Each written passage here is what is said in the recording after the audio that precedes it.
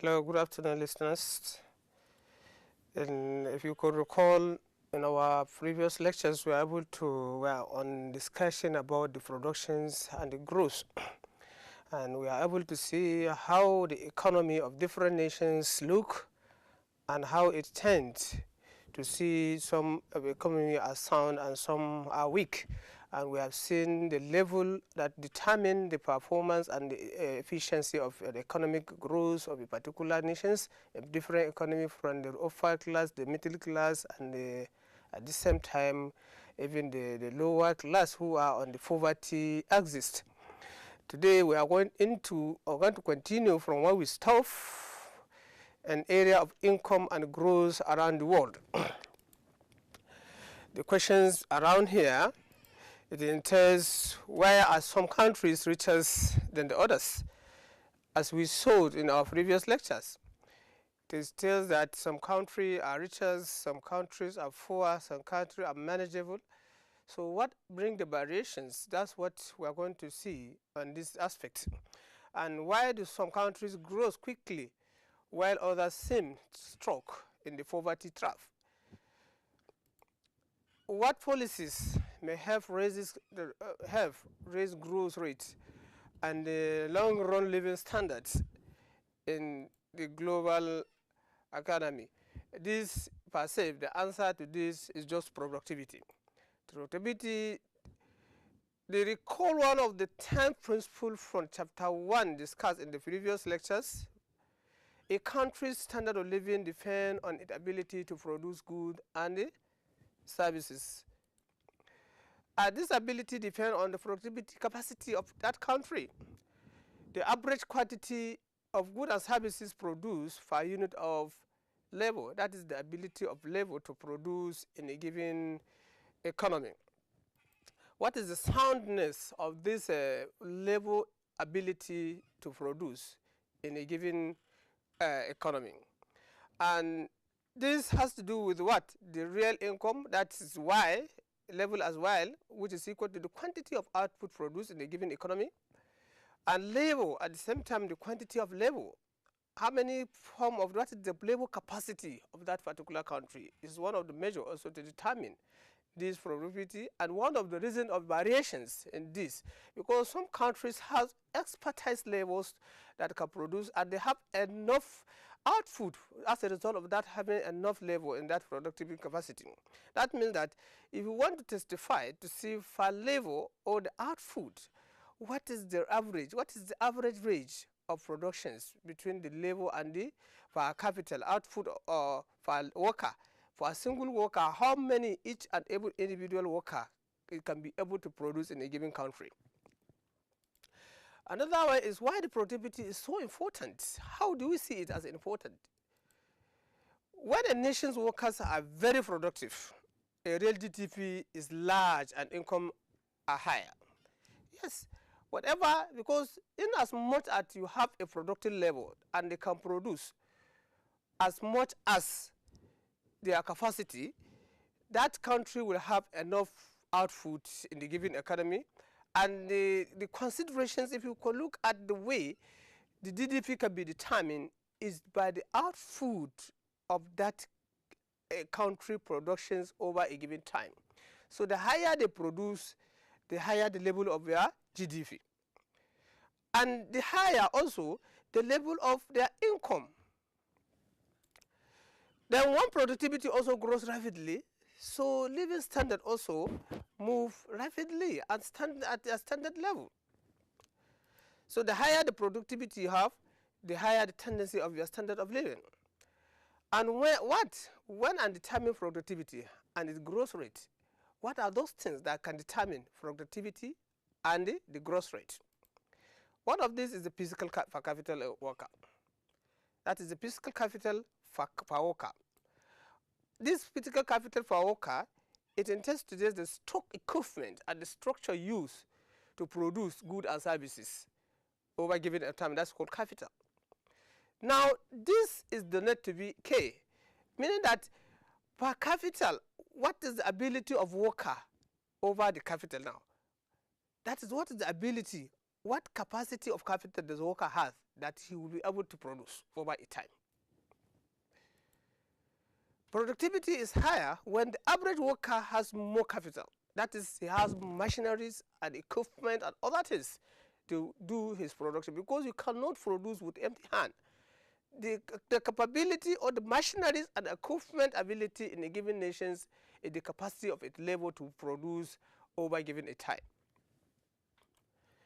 That is, an increase in per capita worker cause an increase in the output for the labor. Another one is human capital. This human capital per worker, this is talking about the ability and skill, knowledge of that particular worker. What is the resourcefulness of that worker? That is, human capital has its level as H. The knowledge and the skill worker acquired through the educations, training, and experience. I mean that the average worker's human capital is level as H over L.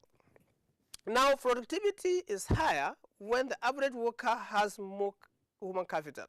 That means in as much as the worker has education, skill, knowledge, and experience to carry out such production services or work, that is the tendency and the ability to produce more and more product compared to those workers who are lacking to have enough educations on the production, and they have knowledge, skill knowledge of that productions, at the same time to have more experience, versatile experience in the production's capacity of that. That is an increase in average workers human capital cause an increase in the output per level, meaning that the higher the ability of knowledge or skill or experience of that level, the higher the expectation of the output from that particular level worker. We have also natural resources for worker. What are the natural resources available? The input material usually involved. After having machineries, after having knowledge, you still need to have what? The material, the natural resources used in the production capacity depend on type of productions you are producing in that economy. That means natural resources level as N, the input into productions that nature provide, that is land, the mineral deposits, other things equal, more natural resources allow the country to produce more output. In farm workers, an increase in natural resources per worker or per labor causes an increase in output over labor. These are the three criteria involved in determining the productivity capacity of a given country. One, we start with the ability of worker to have the knowledge, that is human capital or human resources. Two, we have as well, we have what we call human capital. We have what we call physical capital per worker, human capital per worker, and we have also natural resources for worker. Then also, some countries are rich because they have abundant natural resources. There are some countries that are not even in productive capacity, but they have a lot of natural resources that require to mount out and give out to some other countries that have less resources or not such have lesser sort of natural resources in their production capacity, such as Saudi Arabia. When you look at Saudi Arabia, they have a lot of mineral resources that include gold, mine, and so on. But countries need not have much natural resources to be rich. E.g., like Japan, they don't have much natural resources, but they have the capacity of human resources, and they have capital resources at the same time, but they were able to import the natural resources into the economy and make a production capacity. We have also technology as well. We had technological knowledge need to have. Societies understanding the best way of production of wood and water. That is the combinations of such resources using a technological approach. That is, technological progress does not only mean a faster computer, a higher definition TV, or a smaller cell phone. It means a lot. It has a lot. It means many advantages in knowledge that boost the productivity, allow society to get more output for its own resources. E.g., Hungary, Henry Ford, and assembly line. Technical knowledge versus human capital. Here, technological knowledge refers to society understanding on how to produce goods and services, while human capital resources result from what? From the effort of people expand to acquire this knowledge. It's not to have technology, but how can you acquire such knowledge? It is the human capital that will acquire such knowledge to make the technology into work. Both are important in the productivity. None of them. There is no, you cannot have technology without human resources, and you cannot have human resources without enough technology. The soundness of technocrat level is more sound than who are not at the sound of having more technological knowledge in production capacity, more especially in the present days.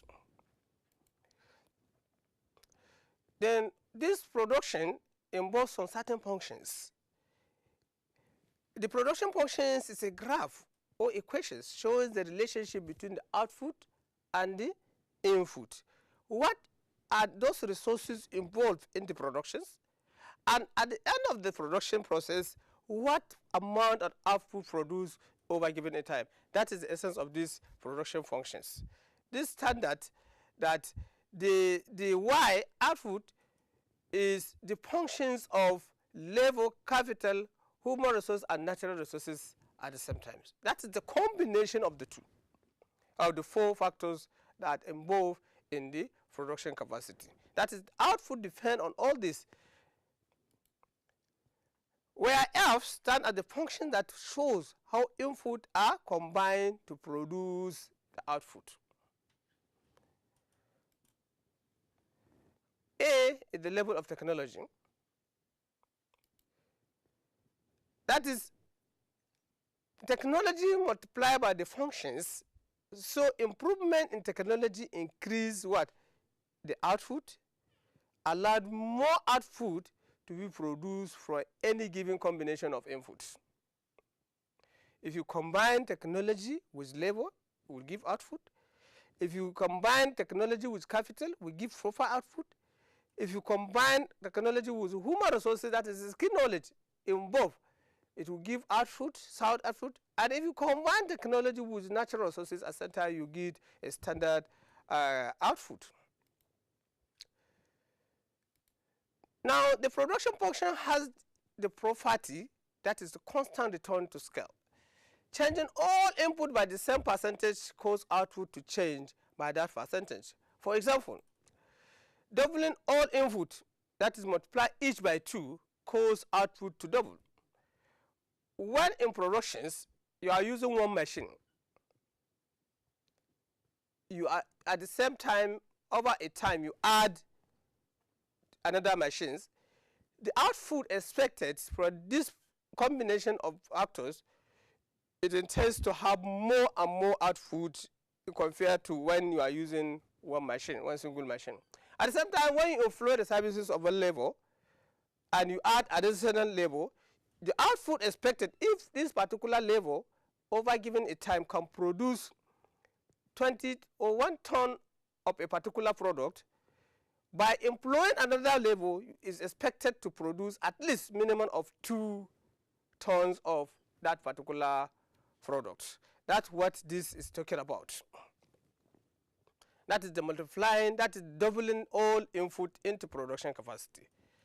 Like it is that 2y stand as what? The additional increase of output from the initial level.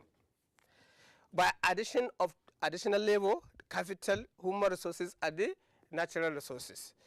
In combination, as they combine the factor with technology, will give a duplications of that output expected.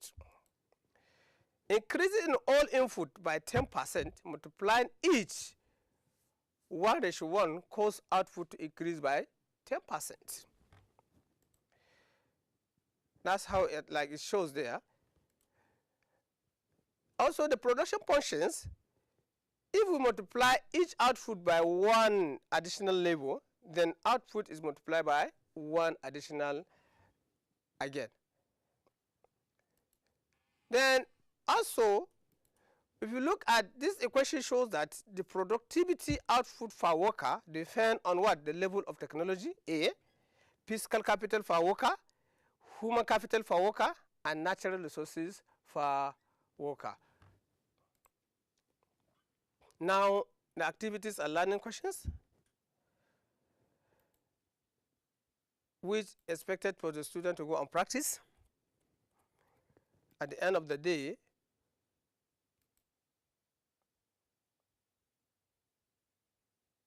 now, which of the following policy do you think will be most effective at boosting growth and living standard in a poor country over a long period or long run? 1, offer tax incentive for investment to local firm. What this means? Meaning that when a country decides to remove or to waive out some certain percentage of tax usually paid by such local industries, so as to empower them to with more capital, will it help at the long run in the production capacity? Or by offer tax incentive for investment by the foreign firm, those paying from other countries, not at the local level, those intended firms that are willing to go into a country or into a particular country to have their production process, or give cash payment for good schools attendance, or crack down on government corruptions. Is it to fight corruptions? To challenge it? Which of these, from A to C, is the most way out for the government to think about so as to boost growth and the living standard in a poor country over a long time?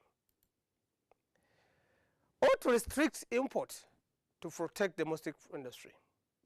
That means by promoting the ability of local industry to produce to the satisfactions of the indigenes, so as to block chance of bringing in from other countries. Or allow free trade. Free trade in the sense that Mr. A from this country can go to another country, buy product and bring into this, that is importations. Or another firm from another country come into that country to produce freely without tax, anything. Is that way out? Give way for condoms. Give away condoms. Any sealed, any policy that block chance to come into that economy should be give off. Then what is the next? The economic growth and public policy. We look at the way the public policy can affect long-run growth in the productivity and living standards. Saving and what? Investment is another way.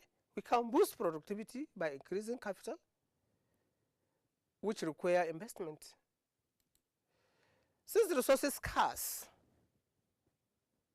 producing more capital required to producing fewer consumption goods. Reducing consumptions increases saving.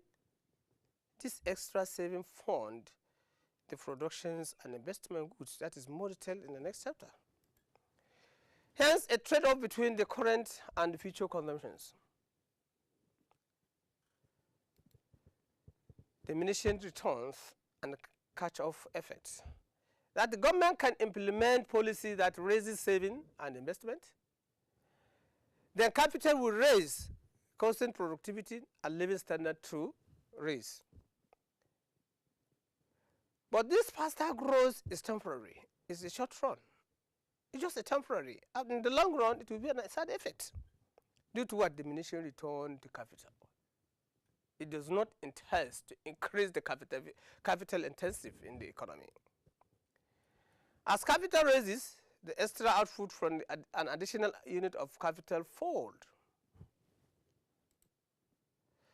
The production functions and diminishing return.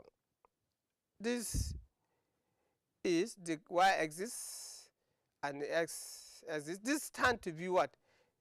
The output for worker productivity, and this is capital for worker over a time. This is said that the supply of capital, this is just a supply curve of a capital. If worker have little capital at this instant, it tells that giving them more increase their what? The productivity a lot. If worker have a little capital, giving them more increase their productivity matters a lot. Look at it here. This shows that this will increase capacity in the output per labor. By increasing more capital per labor, it will bring out more output per labor. If workers already have a lot of capital, giving them more increased productivity fairly little. These directions inspire that. In as much, initially you have much capital, but what? The productivity of that capital will become very lesser. The increase in the output will be lesser compared to when it beginning, when it has a very little more capital. Cut-off effect. The property whereby poor countries tend to grow more rapidly than rich one. That is, poor countries start here, rich countries start here. That it go with what? Diminishing marginal return. Look at how the productivity is going. The poor country is growing. It grows higher, while the productivity is going higher. The rich country growth is very little compared to this. Look at this level here. Then example of catch-off effects. Over in 1960 to 1990, the United States and South Korea devoted a similar share of GDP to investment. So you might expect that they will have what? Similar growth performance. No. But growth was 6% or even less than 6% in Korea and only 2% in the USA. That's wonderful. Then explanation here, the catch-off effect is in 1960, the capital per labor was far smaller in Korea than the what? In US. Hence, Korea grew faster, as given by the graph in the previous slide. Also the investment from abroad. When you invest from abroad, that means that it raises capital and hence productivity, wages and living standard. The government can also encourage. Then foreign direct investment also, it enhances health. Foreign direct investment here is of two categories. One, investors can invest into bond of the given economy where they may not fatigue. Also, they may fatigue also in other investments. They will come and directly involved in the investment in that particular country. That is the capital investment is the factory that is owned and operated by the foreign entity. That's what we call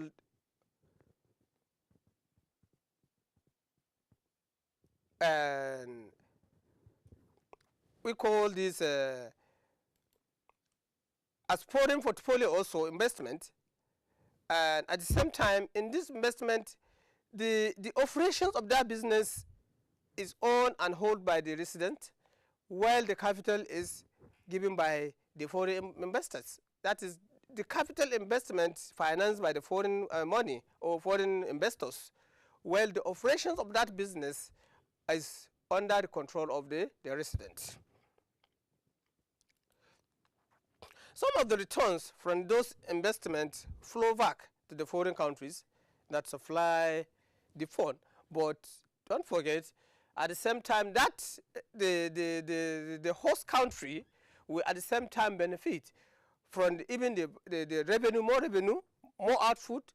At the same time, they have the ability to employ labor from that particular country that would introduce and help to reduce the problem of unemployment in that particular country. And it will give and involve capacity to have more ability to have more skills of labor of that country without going into investing or financing your people to go outside for having more experience. The opportunity of that people coming or investors coming to your country to invest, it will give more opportunity to have more knowledge in production, the type of productions they are doing, and at the same time they have more skill and knowledge at the same time without going into that bilateral agreement with another country to train their people. At the same time also, investing from abroad also especially beneficial in poor countries that cannot generate enough saving to fund investment projects themselves. Likewise, it's also helpful country learn state-of-the-art technology developed in other countries. Education also, government can increase productivity by promoting education, investment in human capital. These are the way out to solve the problem. And our previous questions, that how way out for that solutions. Also, we have what we call public schools, subsidized loan for colleges. At this time, education has significant effect in the US. Each year of schooling raises a worker's wage by 10%. But investing in human capital also involves a trade-off between the present and future spending. A year in the school requires sacrificing a year wage now to have higher wage later. Health and nutrition also. Health care expenditure is a type of investment in human capital. Healthier workers are more productive. In countries with significant malnutrition, raising workers' caloric intake raises productivity at the same time. And when we look into the situation in the past, from 1962 to 1995, calorie consumptions rose to 45% in the South Korea, and economic growth was spectacular. Nobel winner Robert Abundant-Fogel, 35% of the Great British growth from 1790 to 1980 was due to improved nutrition. Property rights and political stability. That is recall. Markets are usually a good way to organize economic activities. That is the price system allocate resources to their most efficient uses. There must be what? A rational system in the pricing system on that country. Now we have also the required respect of the property rights, that the ability of people to exercise authority over the resources they own, meaning that to give way for capitalism. Sometimes in many poor countries, the justice system does not work very well. That is, the contracts are not always imposed. Frauds, corruptions obtain good unpunished. It goes unpunished. In some firms, most bribe government officials for permits. Also, political instability. That is the frequent cough. That is military interventions into leadership of democratic system of a country. It also creates uncertainty over whether the property right will be protected in the future. Meaning that even if you possess a capital, are you sure in the next regime, when there is intervention in the military interference, will it guarantee the right of that property to be your own continuously? That is the fear. So also, when people fear their capital may be stolen by criminal or confiscated by the corrupt government, there is less investment. Meaning that when there is terrorist attacks, fear in the security of that country, also including from abroad, and economic function, less efficiency, result, lower living standards. Like another country will attack your country for political reasons or for their unknown reason to them. That is causing a war between country A and country B. It will build in fear. Even it discourages people from investing in that particular country at some time. Economic stability also, and efficiency and health growth require law enforcement, effective courts, and stable constitutions, and honest government official that guarantee what? The continuity of your business. As free trade, inward-oriented policy, e.g., tariff, limit on investment from abroad, aim to raise what? Living standard by avoiding interactions with other countries. Onward-oriented policy also, the elimination of restrictions on trade or foreign investment, promote integrations with world economy. Also that trade can make everyone better off. Trade has what is called a similar effect as discovering new technology. It improves productivity and living standards. Countries with inward-oriented policy have generally failed to create growth. E.g., Argentina, that is Argentina during 20th century. Countries with outward-oriented policy have often succeeded, where you allowed free foreign investors to partake into the economy. Like what is happening today. And that's why Dubai today is looking how it is. 90%, they allowed technocrats. Most of the workers there, the skilled workers are experts from other countries. And even the business people, they become a global. That's why now Dubai is looking sound different from any other countries. If we look at also South Korea, Singapore, and Taiwan, they all succeeded on this after 1960 by allowing what? The outward, by allowing the outward research. Then when you look at also the research and development, technological progress is the main reason why living standards rise over a long run.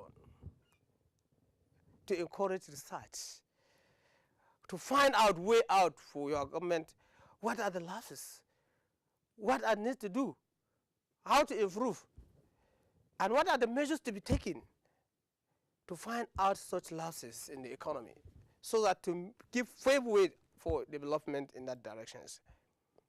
One reason is that knowledge is what? A public good. Ideas can be what? Shared freely, increasing the productivity of many. Policy to promote technological progress. That is patents law, tax incentive, or direct support for private sector. Grant for basic research at university. Oh, these are what? the means of research and development. Population growth may affect living standards in 3 different ways. 1, stretching natural resources. That is 200 years ago. Marxists argue that population grows with trained society ability to provide for itself. Meaning that the higher you are populated, the higher the capacity to produce more a satisfactory need of your country. Since then, the world population has increased. This is what? If Matthews was right, living standard will have what fallen instead of they have risen. Matthew failed to account for technological progress and productivity growth. Also, diluting the capital stock.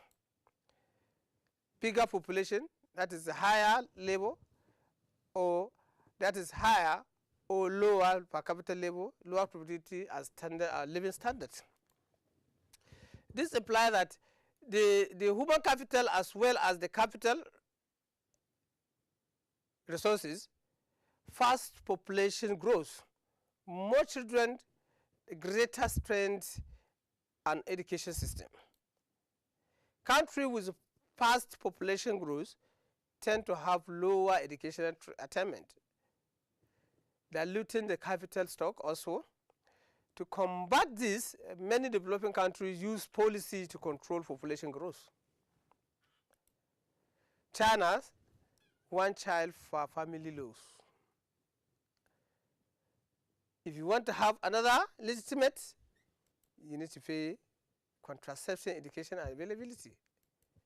Then promote female literacy to raise what opportunity cost to having babies.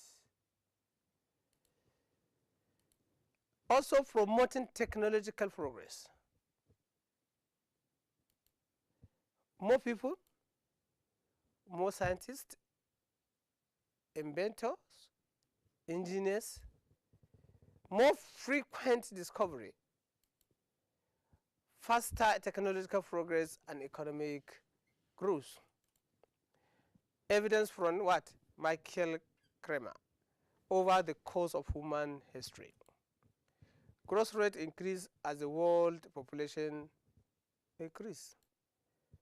More populated regions grow faster than less populated one, according to him. We are stopping here. The other exercise students need to go out through to find out more on this, the natural resources as a limit to growth. That here, there is an argument in the population growth is depleting the earth non-renewable resources, and those will limit growth of standard of living, but technological progress obtain yield a way to avoid this limit. That is hybrid cars, useless cars. Better insulation in home reduce the energy required to heat or cool them. As the resources become scarce, its market price raises, which increases the incentive to what? To observe a developed alternative. In conclusion here for the day, in the long run, living standards are what? Are determined by the productivity. Policy that affect the determinant of productivity will therefore affect the next generation's living standards. One of these determinants is saving and investment. In the next chapter, we will see what savings and investment are determined and how policy can affect. I think we're stopping here for today. Thank you. See you later.